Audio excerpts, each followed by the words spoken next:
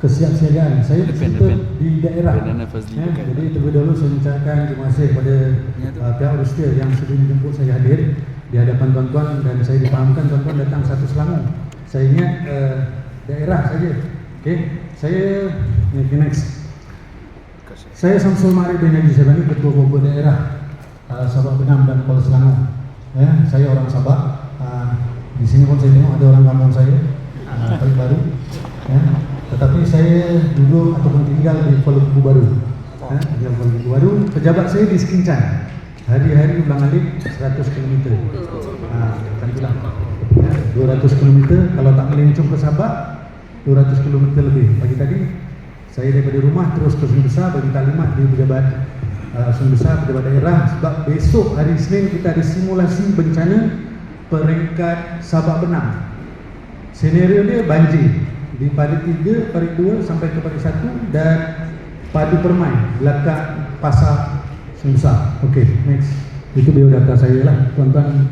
Okey, pada tahun ini kita sedang menghadapi fasa peralihan daripada monsun barat daya ke monsun timur laut.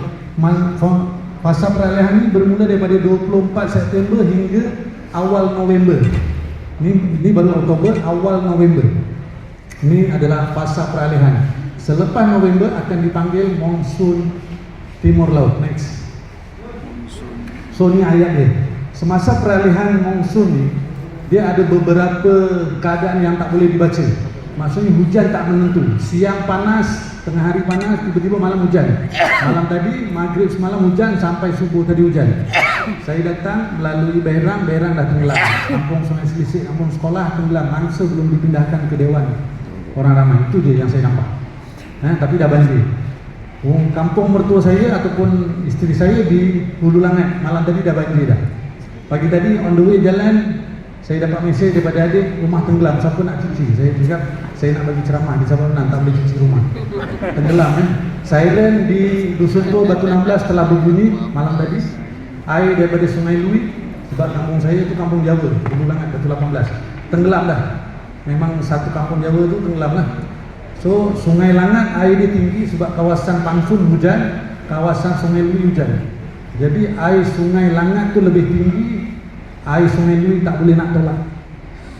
Kalau tahun 2021, kalau tuan-tuan nampak yang viral tangga merah tu kan, rumah Kak Rohana tu 200 meter daripada rumah saya, rumah mertua. Dalam rumah mertua saya yang tinggal yang tak beralih lesung batu atas kabinet. Yang lain hancur. Dia air mesin basuh, dapur semua rosak. Sebab almari kabinet yang simpan pinggan kaca, semua kaca tumbang, atas kabinet tu tong geser, duduk atas tu. Sofa habis, semua buanglah, tinggal dinding dengan lantai dan lesung batu. Tahun 2021, sah alam bencana besar. Di Hulu Selangor pun ada bencana. Satu negeri itu bencana. Okey, next. Okey, tujuan saya nak menerangkan kepada tuan-tuan di daerah inilah. Maksudnya taburan balai bomba dan juga pasukan bomba sukarela. Kesiapsiagaan jabatan bomba, bomba bantuan dan juga bomba sukarela, kesiapsiagaan jentera dan logistik, dunia udara dan command system. Okey, next. Ini di daerah Sabak Benam, yang mana di pejabat daerah, balai bomba daerah tu saya 4 orang je. Sepatutnya ada ramai lagi lah, tapi bila nama saja ada, tapi body tak ada, sebab body tu dipinjam punya 4 orang saja. Bagan Semuyu, Sungai Dong dan Bukit Kerayung. Itu lebih kurang anggaran 10. Inilah bomba sukarela yang kalau bomba kurang anggota, kita akan minta bantuan daripada bomba sukarela. Dan juga tuan-tuan sebagai sukarelawan, khidmat Malaysia boleh digerakkan ataupun boleh membantu bila-bila masa. Okey, next. Okey, kekuatan pasukan khas di pejabat Zon 7, kita dipanggil Zon 7. Zon 7 ni Gombak dan Kuala Selangor dan Sabak Benam. Kalau Zon 6, dulu saya jaga Zon 6, Gombak dan Hulu Selangor. Lepas daripada Zon 6 tu saya pindah ke Shah Alam. Pindah Shah Alam masa El Nino jatuh. Elmina tuh Elmina, kapal terbang tu jatuh di Elmina. 3 hari muka saya keluar dalam TV surat khabar semua lah. Okay. Kita ada pasukan penyelamat di PDA, di sini tak ada, tetapi kita ada ambulans di MRS tu. Okay. Ada 22 orang, semua tak ada. Storm ada 3 orang dan Mastim ada 11, so 76. Ini pasukan khas, yang pasukan elit. Elit. Okay, next. Saya laju sebab saya 15 minit je. Okay. PPDA satu Selangor hanya ada 36 anggota daripada jumlah yang sepatutnya 63. Nak selam-selam tu, inilah PPDA. Ya. Di Sabak Benam tak ada kes, bukan macam Kartina yang di Tanjung Malim tenggelam tu kan, yang dicampak dengan satu anggota polis tu. Tu bomba carilah. Ya. Okey, ada di zon KLIA 7 orang daripada 21, di zon Kelang ada 11 daripada 21 dan di zon Salam 16 daripada 21. Masa saya jaga Kelang, siapa yang ingat 6 orang bomba lemas di Tasik Pucung. 4 orang tu anggota saya. Saya kalau sumbang tentang orang lemas tu saya merinding lagi ya, meremang. Sebab budak saya tu mati 6 orang. 2 Shah Alam, 4 Pelabuhan Kelang. Masa tu saya jadi ketua daerah Kelang. Okay, sedih, gambar ada sampai sekarang. Kalau nak tengok boleh cerita kemudian. Okay, next. Ini peralatan jentera utility marine di zon 6 ataupun di Pulau Selangor dan Sabak Benam. Ada boat, ada lori, ada ambulans. Okay. Buat aluminium ada 10, boat fiber ada 5 dan boat getah ada 2. Itu boat marine lah. Okay, next. Ini utility jentera lah. Jentera ni maksudnya setiap balai bomba tu ada 2 jentera besar, FRT ataupun LFRT. Dan juga termasuklah hela, water tanker, ambulans tu 5 res, lori 1 tan, boat aluminium, boat fiber. Itu je lah. Lebih kurang macam tu. Okay, next. Okay. Kita juga ada helikopter. Ada 3 pangkalan, iaitu di Pangkalan Udara Bertam, Pangkalan Udara Subang dan Pangkalan Udara Miri di Sarawak. Kita ada 3 tempat pangkalan udara dan jenis-jenis helikopter yang kita ada MI-17IB 2 buah, MI-171 2 buah, Agusta AW109E 1, Agusta AW179 2 dan Agusta AW189 2. Ini yang membawa Adib. Siapa kenal ataupun berita Adib kena pukul, itu adalah anggota bomba di Subang Jaya. Saya menunggu adik di hospital Kuala Lumpur. Malam tu, besok dia mati. Besok dia meninggal lah. Tapi dia dah sedar sebenarnya, dia kena pukul. Masa tu rusuhan di Kuil Subang Jaya tu. Dia kena pukul sebab tak mahu nasabah. Pintu ambulans tersebelah, pintu terkopak, cermin pecah. Sedangkan kita ni datang nak memadam kebakaran. Luar daripada tajuk bencana, tapi bencana pada diri anggota bomba lah. 9 dia akan disalurkan ke PGO yang sebelah kanan tu, Pusat Gerakan Operasi Negeri. Daripada Pusat Operasi Negeri dia akan salurkan kepada daerah ataupun dia akan salur kepada PKTK, Pos Kawalan Tempat Kejadian, dan disalurkan kepada PKH, Pos Bomba yang PKH awal tu yang menyelamat adalah PKH, ataupun ke PPO, Pusat Pergerakan Pengurusan Operasi, itu di Putrajaya. Jadi dia punya saluran dia macam tu. Tuan-tuan call saja 999, satu Malaysia, satu nombor. Telefon tuan-tuan tak payah, saya nama Samsul Mari tak payah. Dah keluar dah nama tuan-tuan ada kat situ, nombor telefon kat situ, tuan panggil kat mana, alamat tuan-tuan semua ada kat situ, dia boleh detect dah nombor telefon, alamat tu. Jangan tipu. Saya dah kat Kedah ni, dia tahu tuan-tuan panggil daripada Sabak Benam. Tak percaya tuan-tuan telefon sekarang. Dan tuan dicas panggilan palsu. Okay, next. Okay, nombor dia 999. Dia akan pergi ke Menara Rebung. Tahu Menara Rebung kat Bangsa tu yang menggeliat tu. Tu Menara Rebung. So daripada Menara Rebung tu dia akan hantar kepada bomber ke, KKM ke, polis ke dan sebagainya.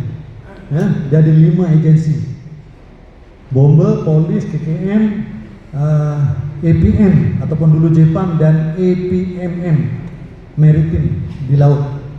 So dia punya pergerakan dia macam tu lah. 999 free, toll free, ataupun tuan-tuan telefon tak dicas, tak disedot duit telefon tuan-tuan. Tapi nama tuan-tuan akan melekat dalam komputer tu selama 5 tahun. Lepas 5 tahun baru lupus. Jadi kalau tuan-tuan buat panggilan palsu pun, bomba datang kata di rumah terbakar, rupa tak ada, bomba report kat polis, nombor sekian-sekian, ada buat panggilan, dia cek, tuan-tuan akan kena tangkap. Next. Ini pengurusan banjir. Pengurusan banjir, bencana ke di Jabatan Bomba macam ni, dia punya pusingan, kekitaran dia. Maksudnya mesti ada latihan sebelum banjir, kan? Menyelamat dan mencari SCR tu, search and rescue. Yang kedua, lepas tu pusat sedia ataupun PSPI, pelaporan, sistem pelaporan. Dan akhirnya adalah mitigasi, maksudnya terakhir apa yang kita nak buat pasca banjir, maksudnya selepas banjir ataupun lepas bencana apa kita nak buat. Next. Peringkat dia mula-mula kalau satu tempat berlaku bencana, dia bukan dipanggil bencana, insiden ataupun kejadian. Rumah terbakar, kejadian, bukan bencana dulu. Banjir satu tempat, satu kampung Sabak Benam lah. Banjir satu tempat, belum bencana. Tapi kalau ada 2, 3 tempat, 2, 3, 4 tempat, baru bomba kata isytiharkan bencana. Daripada komandan operasinya bomba bertukar kepada komandan operasinya adalah polis di daerah. Dan daripada polis dan juga bomba menasihatkan kepada Tuan DO untuk mengisytiharkan bencana tahap 1 kalau di daerah.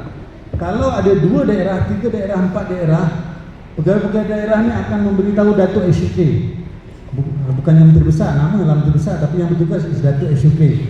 Contohnya daerah Sabak, daerah Gombak, daerah Kuala Selangor ni banjir. Semua pegawai daerah ni akan melapor kepada Datuk SUK. Datuk SUK akan mengisytiharkan bencana tahap 2, tahap negeri. Ada 3 negeri, 4 negeri, Selangor, Kedah, Kelantan, Terengganu, banjir. Semua menteri besar lapor kepada Perdana Menteri. Tapi bukan Perdana Menteri pun sebenarnya, Timbalan Perdana Menteri. Daripada Timbalan Perdana Menteri, dia pergi kepada Ketua Ketenteraman Awam, PDRM di Bukit Aman. So bawah dia lah yang akan mengisytiharkan bencana tahap 3. Malaysia dah banjir ataupun bencana tahap 3. Jadi daripada insiden dia ada kecemasan, daripada kecemasan menjadi krisis, dan krisis barulah kita jadi bencana. Bencana ni lah diisytiharkan oleh Tuan DO, Tuan Pegawai Daerah. Bukan dia bencana, tidak. Mula-mula krisis, mula-mula insiden kalau satu. Macam semalam ada lori bawa minyak kelapa sawit daripada Kuantan menghala ke Lumpur ke KL, tumbang, terbalik, tumpah atas jalan. Itu insiden je, belum bencana. Padahal jam sampai ke Karak sana tu. Betulnya jam sebab tumpahan minyak kelapa sawit. Sebab yang saya tahu macam yang lepas pun di KL ada trailer bawa minyak kelapa sawit tumpah, sebab minyak tu akan bawa ke Kelang di Pulau Indah, dia akan proses jadi minyak masak lah. Kalau kilang-kilang dari sana diproses jadi minyak mentah tu lah, yang warna coklat. Lepas tu bila sampai ke Pelabuhan Kelang, Pulau Indah diproses, dia warna jernih, kuning-kuning jernih. Itu minyak yang boleh digunakan pakai. Maksudnya itu. Ini adalah peringkat bencana. Next. Sebelum banjir ataupun sebelum apa-apa kejadian bencana, apa yang perlu dilaksanakan adalah latihan dalaman pihak bomba. Macam besok nak menghadapi air fenomena air pasang besar pada 16, 17, 18, 19, 20, bermula daripada 17. Semua ban-ban pantai-pantai daripada Sabak Benam sampai ke Sepang di Selangor akan bersiap siaga. Sebab ban kita dah jadi rendah dah. Dulu ban 6 meter, level air 5.8 meter. Kalau ada ombak tu berguling-guling, lepas ban. Yang minggu lepas ban pecah di Sungai Lang, Sungai Apok, ban pecah belakang IPN, belakang Politeknik, ban pecah. Di Kuala Selangor, di Tanjung Karang, ban tu rebak dihakis oleh ombak. Sebab luar ban dah tak ada pokok bakal, batu-batu pun dah ditarik dengan air, ombak dah di tengah. Jadi yang tinggal ban tu dah genting sangat, jadi dia pecah. Begitu dia di Sungai Yu, di bagian pasir, jalan Mendak tak boleh lalu, tapi muncullah orang Bagan tu boleh ikut jalan yang lain, pusing. Okey, itu di Kuala Selangor dan Sabak Menang.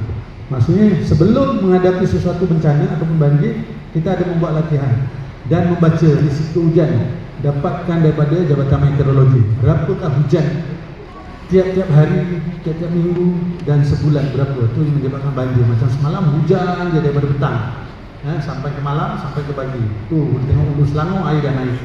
Okay, next.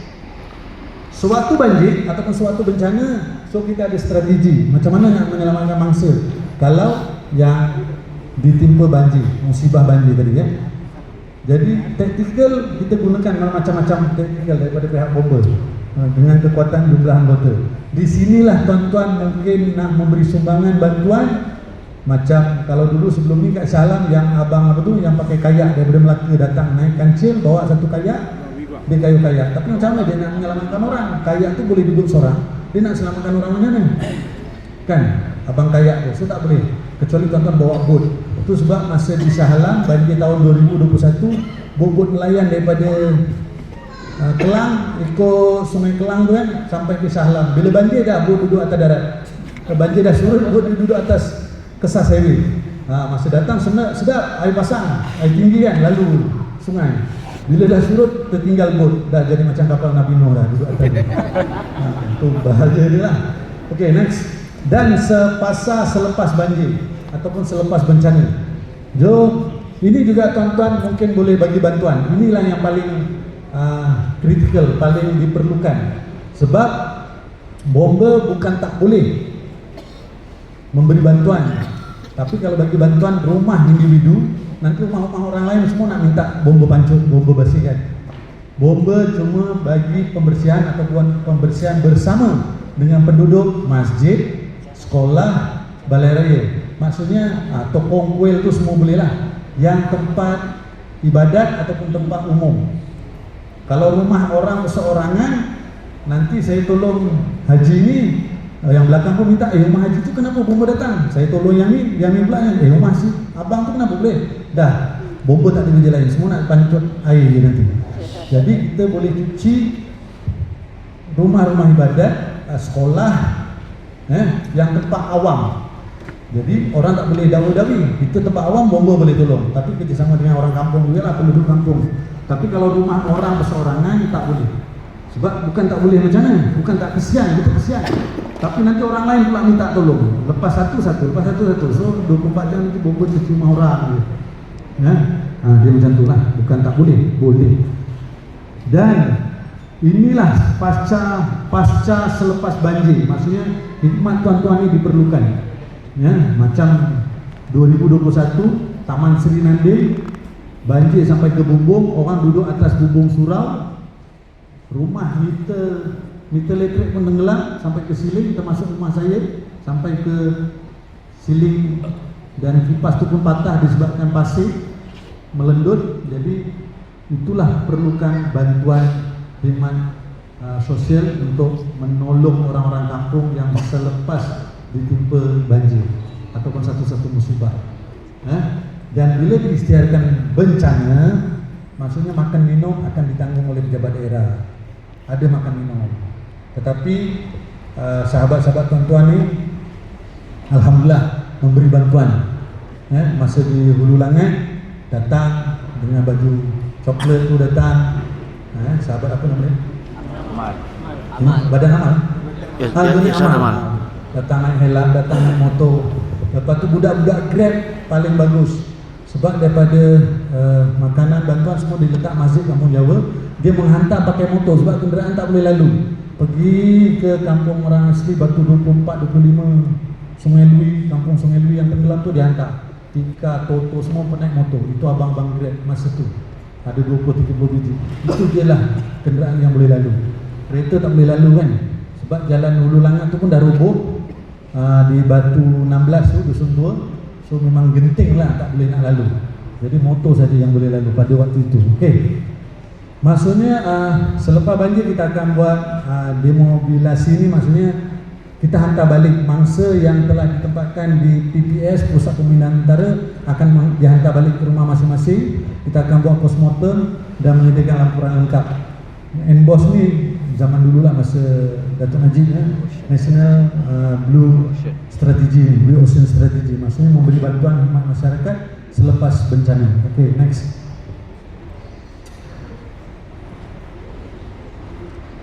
Penyelarasan bantuan. Nah, ini penyelarasan bantuan. Maksudnya tuan-tuan kalau memberi bantuan ataupun nak menolong sesuatu, di situ ada komandan operasi. Di tempat kejadian ada PKTK, ni tu PKTK, dia ada kemah dia, pos kawalan tempat kejadian. Tuan-tuan lapor diri. Berapa orang datang? Ada 10 orang. Berapa? 2 helak. Bawa apa? Tilam, toto, bantal. Bawa beras, minyak 5 kilo semua. Lapor kat situ. Okey, tuan-tuan nak agihkan, baru tuan-tuan masuk ke kawasan bencana. Jangan main rendah je macam tu. Bukan tak boleh, tapi kita ada maklumat tu nak diambil. Bukan kita bendera apa, tak ada. Ya, rumah saya di Hulu Langat tu orang daripada Kelantan. Alhamdulillah, orang-orang yang baik hati tu dia telefon, tuan saya nak datang rumah tuan, boleh. Ustaz ADU tanya saya, tuan saya nak belikan peti ais ni. Saya cakap kalau rumah saya saja saya tak nak. Kalau nak bagi satu kampung.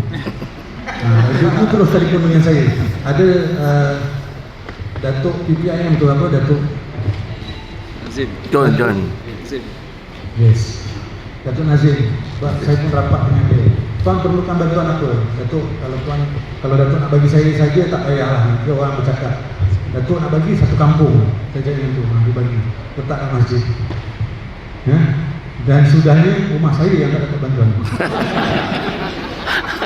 Sungguh, sebab bila nak bantuan dia tanya jiran.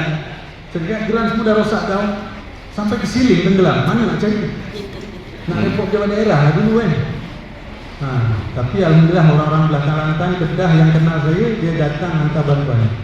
Nak lambat-lambat apa, tapi saya bagi orang lah sebab rumah tu tak tidur. So beras sampai ke Gempak Kamping, nak buat apa kan? Baju-baju dibagi, periuk, cerik, semua orang bagi, tilam, toto semua bagi. Dah masa dia jadi macam rumah bagikan. Jadi siapa dah datang saya bagi balik. Siapa datang saya bagi balik. Sebab rumah tu kita dah tinggal kosong. Dah tenggelam. Ingat nak buat raya hari tu kan. Tapi sebab repair raya, mak mertua duduk dengan saya meninggal pula di Kuala Lumpur. Masa tu kena Covid pula. 3 bulan cerita Covid ni. Masa tu Covid. Mak saya tak duduk, tak keluar rumah. Dalam rumah dia dah terbaring, bedridden. Tapi pagi itu dimandikan sebab saya nak pergi surau, dia kata dia dah bangun kan. Cakap dengan rumah nak sarapan, kata rumah mandi dulu. Dia pun maksudnya kalau melibatkan luar kawasan kita akan hantar pemandu dan lori ke kawasan yang lain pula. Okay, next. Okay, ini taburan hujan daripada bulan 10 ni, dijangkaan ini daripada Jabatan Meteorologi. Saya ambil daripada Jabatan Meteorologi, maksudnya zaman peralihan, musim peralihan ni, peralihan monsun barat daya nak ke monsun timur laut. Ini taburan hujan dia. Bulan Oktober sehingga 220 hingga 330. Bulan November ni 250 ke 380. Ini boleh jadi banjir. Disember 210. Ini kurang sikit. Januari, Februari dan Mac. Sebab Mac, April tu dah masuk monsun timur laut. Next. Apa yang dikata purata tadi kan? Tu sangat melebihi purata, sedikit melebihi purata dan purata. Peningkatan atau pengurangan ataupun lebih kurang lah daripada 20% daripada hujan jangka panjang. Maksudnya kalau lebih, biasanya macam di Seri Muda hari tu melebihi 200 ke 300 mm dalam sehari, dia jadi banjir. Dia jadi banjir, itu purata. Okay, next. Ini taburan hujan. Tengok daripada Kedah, Perlis tak dia, Perlis sikit dia, Kedah, Pulau Pinang, Perak, Selangor tu, Sabak Benam pun ada dia. Mana lagi kawasan tengah, Kuala Selangor, Shah Alam, Kuala Lumpur tu banjir. Hujan lebat tapi air daripada Kuala Lumpur dia masuk Smart Tunnel, dia pergi ke desa, Taman Desa, dia salurkan ke Sungai Kelang. Jadi bila salurkan ke Sungai Kelang, Kelang Shah Alam akan banjir. Ini taburan dia lah macam tu. Kalau Kuala Lumpur sekarang sejak ada Smart Tunnel dah tak banjir. Sebab dia takungan air daripada Berembang di Ampang sana disalurkan ikut Smart Tunnel keluar ke Taman Desa. tahu taman desa. So keluar daripada taman desa, jadi Kampung Menyorok, Kampung Baru, kan, Bandar Kuala Lumpur dah tak tenggelam sebab air dia bypass lalu bawah keluar taman desa sana. Okay. Keluar taman desa terus masuk Sungai Kelang balik. Jadi yang tenggelam Puchong, Shah Alam, Kelang. Tapi Kelang tepi dengan sungai, tepi dengan laut. Tak pula. Air pasang dia tenggelam, air surut dia mengalir lah. Masa saya jaga Kuala Lumpur 8 tahun, saya tahulah semak-semak tanah. Tapi bila semak tanah, bila hujan, semak tanah tak boleh lalu kereta. Kuala Lumpur ke atas jam, dah orang menumpah. Apa saja ni? Dia tak tahu. Sekali cuci semak tanah 300,000. Kalau kena seminggu 2 kali banjir, jalan semak tanah tu memang tutup, tapi lepas tutup buka cuci 300,000. Banjir lagi, baru cuci. Banjir tenggelam, lalu bawah tu lagi air dia, lalu semak tanah, cuci lagi sekali 300,000 lagi. Itu kalau tak balak masuk dalam semak tanah tu. Semak tanah ni jalan raya yang dilalui oleh kereta. Tapi bila banjir, laluan kereta jalan raya ni sebagai laluan air. Jadi kereta tak boleh lalu kereta itu atas darat ni kan, bukan bawah tanah kan. So Kuala Lumpur jam. Tapi dah tak banjir dah. Dia begitu. Itu Kuala Lumpur. Saya jaga 8 tahun kat KL, saya tahu lah. Jam dia ni, orang asyik numpah dia, hilang pahala dia. Okay, next.